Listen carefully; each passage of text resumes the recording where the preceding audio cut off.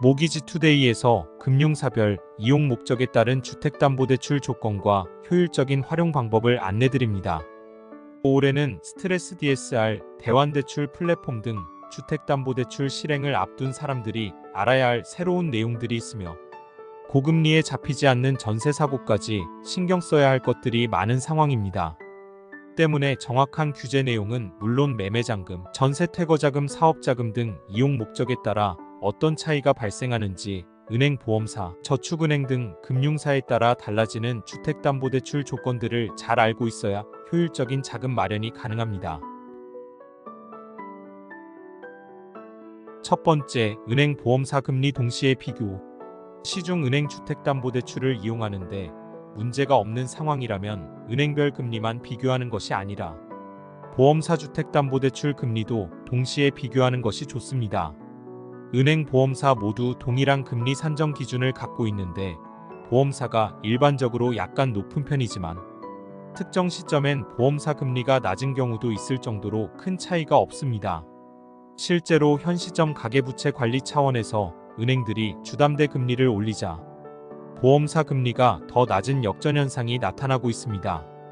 보험사 주택담보대출 금리는 대부분 금리 할인을 받을 수 있는 부수거래 조건이 간편하고 중도 상환 수수료 조건의 폭이 넓거나 신용점수 커트라인이 낮은 경우도 있어 은행 이용에 살짝 어려움이 있는 분들이라면 꼭 확인해 봐야 합니다. 특히 은행 주택담보대출 DSR이 40%인 반면 보험사는 DSR 50%로 10%가 더 높기 때문에 동일한 조건의 이용자가 보험사 주담대를 이용하는 경우 보다 높은 한도를 받을 수 있습니다. 두 번째, 매매잔금 입주자금 부족 시. 수년 전 분양받았던 신축 아파트 입주 시 분양 시점과 현 시점의 주담대 규제가 다르거나 금리 차이가 커 잔금을 치르지 못하는 사람들이 적지 않습니다.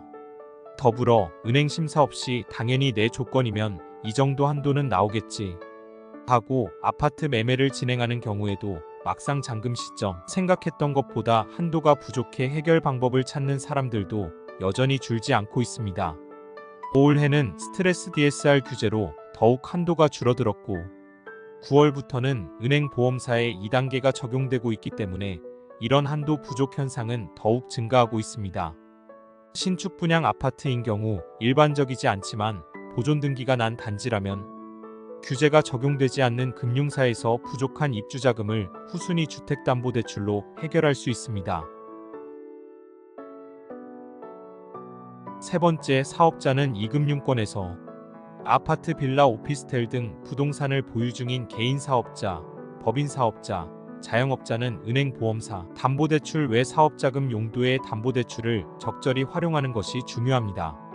보통 저축은행, 농협, 신협, 새마을금고 등 이금융권에서 찾아볼 수 있는 사업자담보대출은 LTV DSR에 포함되지 않기 때문에 은행 아파트담보대출에 영향 없이 이용 가능하며 금융사마다 다양한 우대 조건이 있어 내 상황에 잘 맞는 금융사를 찾는다면 효율적으로 자금 활용이 가능합니다.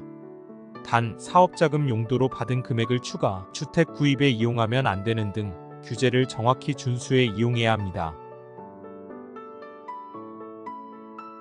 네 번째, 부족한 퇴거자금 해결 방법. 정부에서 어떻게든 잡아보려고 하지만 여전히 전세보증금 반환 사고가 끊이지 않고 있습니다. 더불어 은행 주담대 금리 인상에 각종 규제들까지 더해져 많은 집주인들이 세입자 보증금 반환에 어려움을 겪고 있습니다.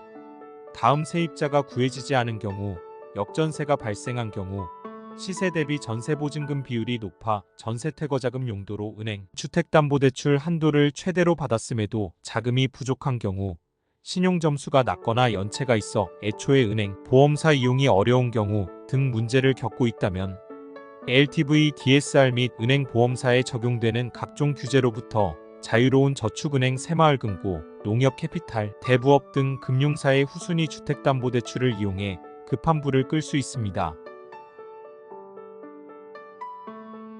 다섯 번째, 후순위 대출은 신중하게.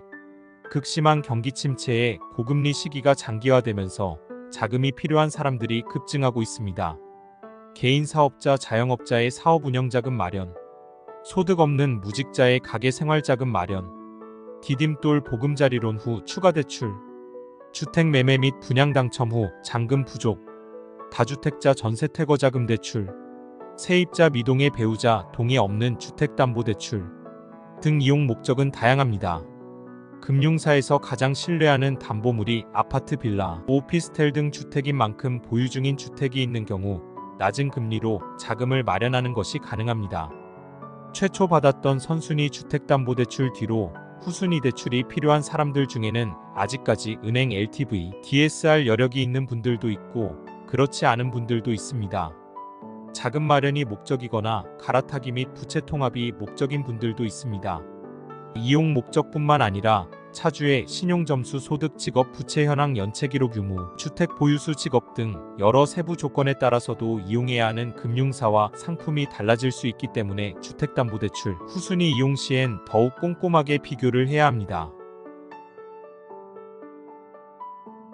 6번째, 나에게 유리한 주담대 이용 방법. 증가하는 가계부채로 부채 관리에 대한 관심이 그 어느 때보다 높은 시기입니다.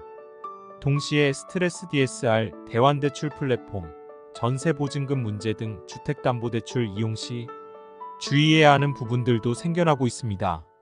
아파트 매매잔금, 전세퇴거자금, 생활안정자금, 사업자금 등 목적으로 주담대를 이용해야 하는 상황이라면 은행 보험사 이용이 어려워 그 외 2금융권, 3금융권 주택담보대출 조건을 비교해야 하는 상황이라면 카카오톡 상담 서비스를 이용해 간편하게 확인할 수 있습니다.